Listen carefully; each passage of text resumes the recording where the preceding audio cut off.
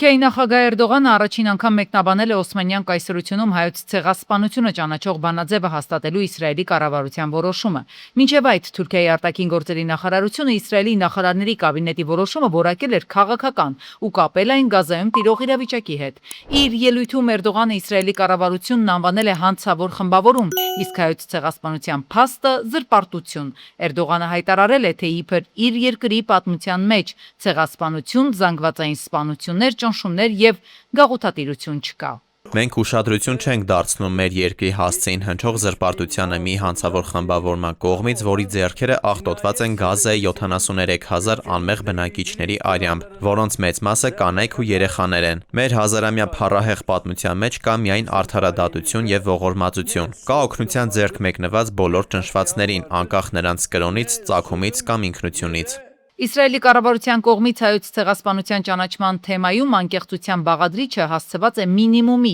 Ըստ թուրքագետների այն ոչ թե մարդասիրական եւ արժեհամակարգային մոտեցում է, այլ սառը քաղաքական պրագմատիկ հաշվարկ, հենված այսօրվա թուրք-իսրայելական հարաբերությունների բնույթի վրա։ Իսրայելը հայոց ցեղասպանության խնդրին ուշադրություն է դարձնում եւ համաշխարհային մեդիայում աղմուկ է բարձրանում այն ժամանակ, երբ լարվում են Թուրքիայի հետ հարաբերությունները։ Իսրայելի խորհրդարանում արձակուրդի ժամանակն է եւ հարց է, արդյոք Քնեսեթը կհասցնի քննարկել հարցը մինչ ամառային հանգստի գնալը։ Երկրորդ խնդիրը Իսրայելում 2026 թվականի սեպտեմբեր-հոկտեմբեր ամիսներին սպասվող խորհրդարանական ընտրություններն են եւ այն, թե ինչպես հայոց ցեղասպանության հարցը կարող է անդրադառնալ քաղաքական այս կամ այն ուժի վարկանիշի վրա։ Թուրքիայի հիմնական խոցելի տեղերը դա հայոց ցեղասպանությունն է եւ քրդական հարցը։ Այս պայեդրությամբ ինքը հայոց ցեղասպանության հարցը առաջ կաշեց։ Ընդունեց արտգործնախարարը ասաց, կառավարությունը ընդունեց, եթե ուզեն այնտեղ Քնեսեթում կանցկացնեն, որովհետեւ կառավարությունը պարլամենտում ունի մեծամասնություն բնականաբար, եթե ուզի կանցկացնի։ Իսրայելը կընդունի, չի ընդունի, կճանաչի, չի ճանաչի հայոց ցեղասպանությունը, ըստ թուրքագետի Հայաստանը չկա այդ խաղի մեջ։ Այդ իրավիճակում ըստ վերլուծաբանների հայոց ցեղասպանության ճանաչման հարցը չի կարող նաև ազդել հայ-թուրքական հարաբերությունների վրա։ Սա է նաև պատճառներից մեկը, որ այսօրվա իշխանությունները պասիվ են ու չեզոք։ Ըստ վերլուծաբանների ճիշտ կլինի, որ Հայաստանի մոտեցումները լինեն հնարավորինս զուսպ, մանավանդ որ չկա դեռ իսրայելական խորհրդարանի կողմից վավերացում։ Մենք դա համարում ենք հայոց ցեղասպանության հարցի զենքավորում եւ զենքայնացում եւ արձագանքի կարիք չենք տեսնում այստեղ։ Իսրայելի կողմից հայոց ցեղասպանության ճանաչմանը ինչու չի ուզում արտաքին գործերի նախարարությունը արձագանքել։ Հայաստանի կառավարությունը կաշկանդվածություն ունի Թուրքիայի հետ հարաբերությունների առումով, պարզ չէ։ Արդեն հնչել է եւ ես նորից կրկնեցի թե ինչի մենք չենք ուզում արձագանքել, ինչի չենք տեսնում արձագանքելու կարիք։ Ես վարչապետի հայտարարությունները չեմ մեկնաբանում եւ միանշանակ կիսում եմ կարծիքը վարչապետի, այսինքն դա Հայաստանի պաշտոնական դիրքորոշումն է։ Այս ուժը ունի քաղաքական մի արտաքին քաղաքականություն, հարևանների հետ ոչ մի խնդիր չպետք է լինի եւ ոչ մի ազգային հարց չպետք է խոչընդոտի հայ-թուրքական հարաբերություններին։ Դրա ցեղասպանության հարցը, Արցախի հարցը, բոլոր հարցերը դրանք Հայաստանի ներսում անգամ Արցախի ազգային կերպով վարձացվող բոլոր հարցերը պետք է չզոկացվեն։ Բնականաբար նրանք չէին ողջունելու։ Ընդհակառակը նրանք անթակուց դատապարտեցին։ Նիկոլ Փաշինյանը եւս հայտարարել էր, որ Իսրայելի կողմից հայոց ցեղասպանության ճանաչման արձագանքելու կարիք չի տեսնում, քանի որ ըստ նրա կարծում է, որ հայոց ցեղասպանության զենքայնացման թեմայի մեջ չմտնելը բխում է Հայաստանի շահերից։ Ըստ քաղաքագետների հայոց ցեղասպանությունը իշխանությունների արտաքին քաղաքական օրակարգում առաջնահերթություն չէ այլևս։ Եվրոպական հանձնաժողովի նախագահ Ուրսուլա ֆոն դեր Լայենը, որ նախորդին հասավ Բաքու Ալիևի հետ համատեղացուլիսի ժամանակ հայտարարել է, որ Եվրոպական միությունը բարձր է գնահատում Հայաստան էլեկտրական կաբել անցկացնելու առաջարկը եւ այն դիտարկում է տարածաշրջանային ենթակառուցվածքային փոխկապակցվածության զարգացման համատեքստում։ Դիվանագետը նշել է, որ Եվրոպական միությունը մոտ 200 միլիոն եվրո ֆինանսավորում կտրամադրի Հարավային Կովկասում տրանսպորտի, էներգետիկայի եւ թվային կապերի խթանման համար։ Մենք ունենք գլոբալ դարպասներ անվանումով ծրագիր, որի շրջանակում էլ կհատկացնենք 200 միլիոն եվրոյի դրամաշնորհներ Կովկասում կապուղիների զարգացման նախագծերը խթանելու համար։ Դա իր հերթին ճանապարհ կհարթի դեպի 2 միլիարդ եվրոյի պոտենցիալ ունեցող ապագա։ Խոսքը ինչպես մասնավոր, այնպես էլ պետական ներդրումների մասին է։ Խոսքը նաև դեպի Նախիջևան տանող երկաթգծի նախագծերի իրականացման եւ Բաքվի նավահանգստի զարգացման մասին է։ Մերձավոր Արևելքի կիսախաղաղ երկնքում արկերը դարձյալ սկսեցին պայթել Իսրայելա-ամերիկա-իրանական հրադադարի վերջին պայմանավորվածությունից շատ չանցած։ Ըստ Թրամփի խաղաղության սահմանագիծն առաջինը խախտել է իրանական կողմը, արձակելով 4 անօդաչու թռչող սարք Հորմուզի նեղուցով շարժվող նավթատարի ուղղությամբ։ Եվ միայն դրանից հետո են ամերիկյան ավիաուժերը հարվածել Իսլամական Հանրապետության տարածքին, Թեհրանին անպատասխան չթողնելով։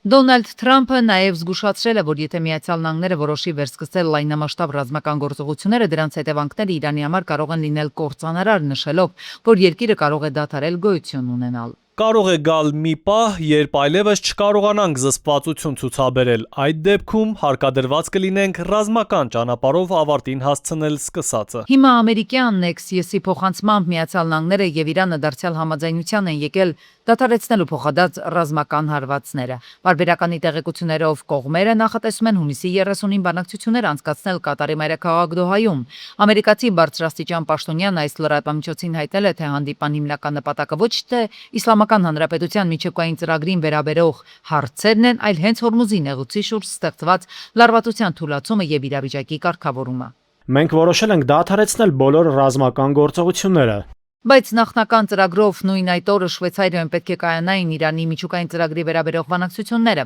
Տարածաշրջանում լարվածության խորացումն է ստիպել իրար դեմ պատերազմող երկրներին փոխել եւ հանդիպման տեղավայրը եւ քննարկումների առանցքը, օրակարգի առաջին պլան բերելով Հորմուզի նեղուցում անվտանգ նավարկության ապահովման հարցը։ Ըստ աղբյուրի փոխանցման բանակցություններին հավանաբար կմիանա նաեւ ամերիկյան կողմի տեխնիկական պատվիրակության ղեկավար Նիկ Ստյուարտը։ Կարևորվում է այստեղ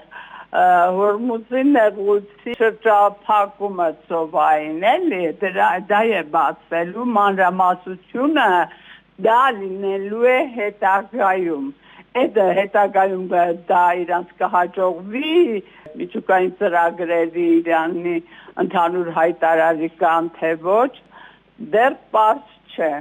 Փորձագիտական վերլուծական համայնքը կարծում է, թե Միացյալ Նահանգների նախագահ Թրամփը անոնսելով հնարավոր լայնամասշտաբ ռազմական գործողությունների վերսկսման մասին փոքրինչ չափազանցրած է եղել, մեկնաբանելով իրավիճակը, վստահություն հայտնելով, թե գործը կարող է հասնել մինչև Իրանի կրկին մեջբերում են գոյություն չունենալուն։ Մասնագետները համոզված են, պատերազմական նոր լայնամասշտաբ էսկալացիան ձեռնտու չի կարող լինել հենց Վաշինգտոնի համար։ Իրանը նույնպես իրեն համարում է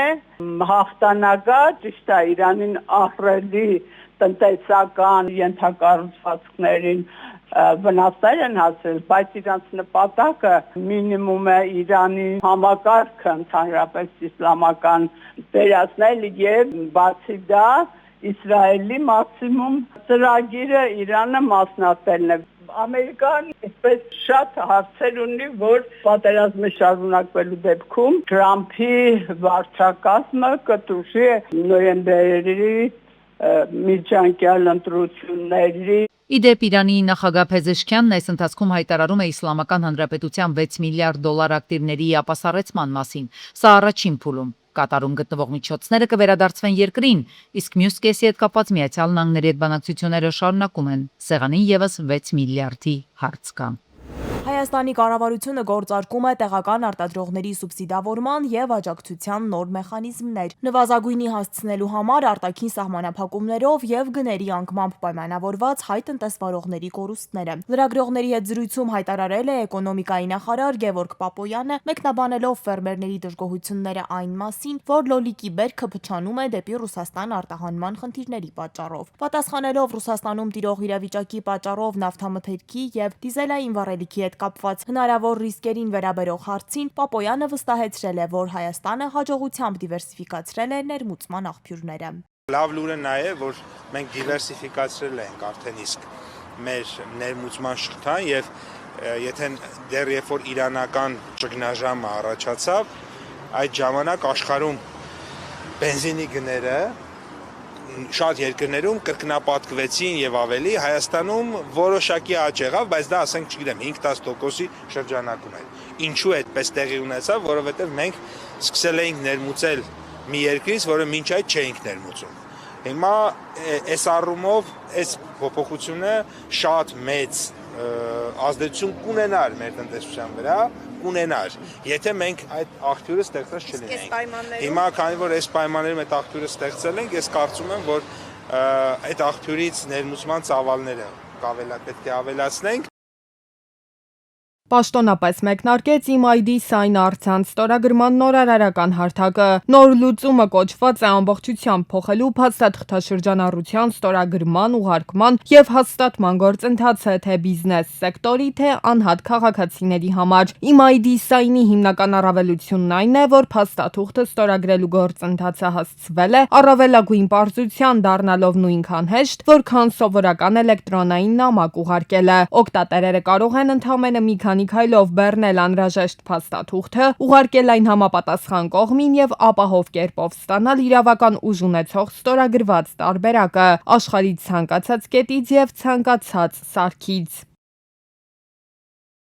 Տելեգրամի անձնական էջերի եւ ալիքների կոտրման դեպքերը վերջին շրջանում հաճախադեպ են դարձել։ Մասնագետների դիտարկմամբ հարձակվողները հաճախ օգտվում են ոչ թե ծրագրային խոցելիությունից, այլ մարդկանց անուշադրությունից։ Տարածված հնարքներից են գումար ստանալու, մրցույթում քվեարկելու կամ ընկերոջը մի փոքր օգնելու անվան տակ հրամցվող կեղծ առաջարկները։ Օգտատերը չհասկանալով, որ իրականում փոխանցում է իր հաշվի վերականգնման կամ մուտքի կոդը, այն տրամադրում է խաբեբաներին։ Տեղեկատվական անվտանգության մասնագետները նշում են, երկփուլային նույնականացումը շարունակում է մնալ ամենաարդյունավետ պաշտպանական միջոցներից մեկը։ Հիմնականում կոտրում են կամ գումարի առաջարկով, օրինակ իբր բանկը առաջարկում գումար ստանալ, կամ ընկերները խնդրում են մրցույթով ինչ-որ անցնել, օգնել քվեարկել ու ստանում են հենց վերականգնման կոդը։ Իրական երկփուլայինը շատ լուրջ պաշտպանում է, բայց եթե մարդը բացարձակ անգրագետ ու անգիտակից վիճակներում է հայտնվում ու ընդհանրապես չի հասկանում ինչ է անում, այդ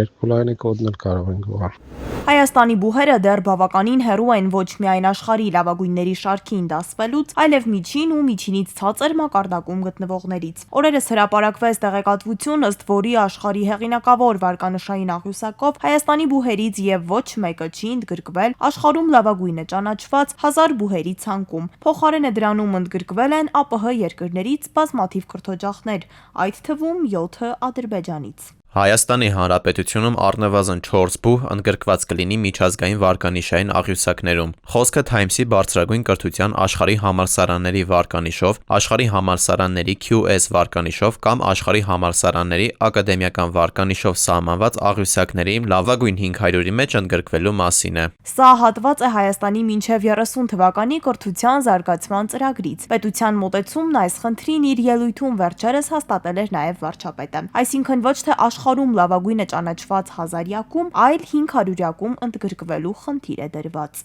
Մենք խնդիր ենք դրել, որ մինչև 2030 թվականը Հայաստանի Հանրապետությունում ունենանք միջազգային վարկանիշավորման աղյուսակների լավագույն 500-յակում ընդգրկված առնվազն 4 բուհ, բայց ներկայիս կառուցվածքով եւ ֆիզիկական ենթակառուցվածքներով մեր բուհերը պարզապես ի վիճակի չեն հաղթահարել այդ նշաձողը։ Իսկ ինչ ասել է կառուցվածք ու ֆիզիկական ենթակառուցվածք։ Ինչ են ձեռք բերել վերջին տարիներին, ասենք ադրբեջանական 7 բուհերը, որոնք դեռ չկան մերանց մոտ։ Համաշխարհային վարկանշային աղյուսակներում բուհերը գնահատվում են նրանով, թե որքան հաճախ են այդ բուհերի դասախոսների եւ հետազոտողների հոդվածները օգտագործվում աշխարհի այլ գիտնականների կողմից։ Կոպիտ ասած, լավ համալսարանները արտադրում են գիտելիք, որը իր ազդեցությունն ունի աշխարհի գիտության վրա։ Հայաստանի բուհերում այդ գիտելիքի արտադրությունը դեռ ցածր մակարդակի վրա է։ Բարձրացնի, բայց այն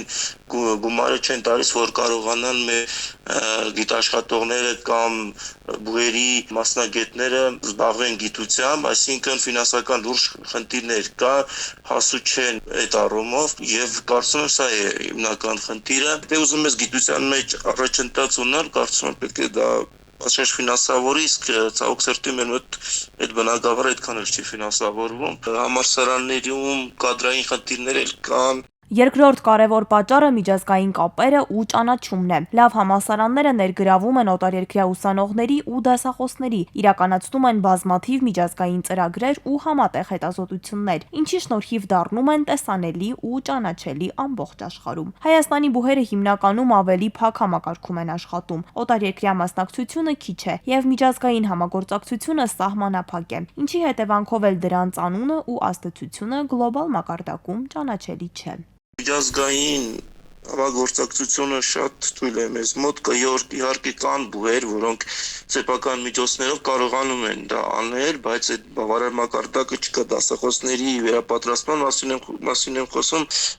միջազգային փորձի պակաս կարող է լինել, մեր մոտ այդքան էլ միջազգային համագործակցությունը շատ ցածր է։ Երրորդ հիմնական պատճառը ֆինանսավորումը ու ռեսուրսներն են։ Աշխարհի առաջատար համալսարաններն ունեն մեծ բյուջեներ, որոնք ներդնում են լաբորատորիաների, ժամանակակից տեխնիկայի, հետազոտական կենտրոնների եւ լավագույն մասնագետների վրա։ Այդ ռեսուրսների շնորհիվ նրանք կարողանում են ստեղծել բարձր մակարդակի գիտություն եւ կրթություն։ Հայաստանում ֆինանսական հնարավորությունները համեմատաբար սահմանափակ են եւ բուհերը չեն կարող նույն չափով զարգացնել իրենց գիտական ու կրթական միջավայրը, ինչի պատճառով էլ դժվար է մրցել աշխարհի լավագույն համալսարանների հետ։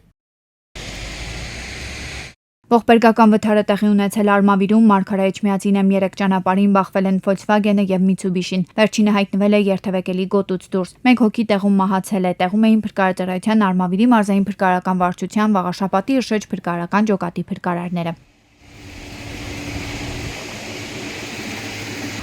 Օպերատիվորեն ժամանել են նաեւ Վաղաշապատի Շեջ փրկարարական ջոկատի փրկարարները, ովքեր հոսանքազրկել են ավտոմեքենաները, այս պահին փրկարարները սպասում են, որպեսզի դեպքի վայր ժամանեն Հայաստանի քննչական կոմիտեի Արմավիրի մարզային քննչական վարչության քննիչները, որպեսզի